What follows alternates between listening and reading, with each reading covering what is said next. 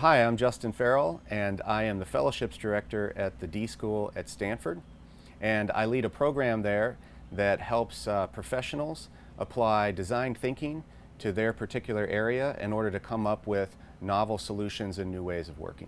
So much of what you end up creating comes out of the way you ask the question at the outset, right? And one way I think about this is in my former industry in media, if you say, we need to redesign the newspaper, then the question is, does it have to be a newspaper? Or maybe it should be Facebook, right? Or something like that. So I'll give you a good example of this. A lot of people, when you talk about innovation, you think of creative problem solving, right? How can we design a way to do this particular thing better? What we really focus on when you're trying to come up with a really out-of-the-box idea, a game changer, so to speak, is really about creative problem finding. If you find a creative problem to solve, then often the obvious solution becomes the disruptive innovation. In some ways, your expertise can limit what your ideas about what you might be able to create.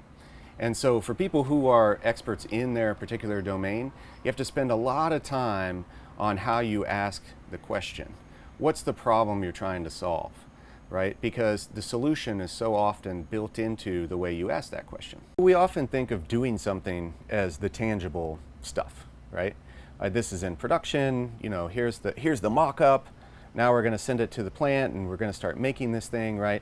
And that feels like we're really making progress. This kind of progress is every bit doing something, it's just not as tangible. It's harder to see.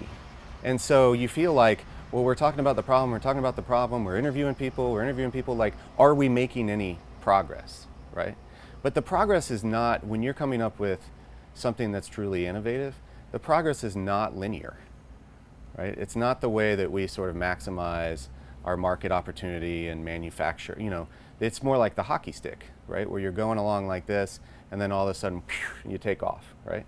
So you don't know as you're going along like this, how far away the curve of the stick is.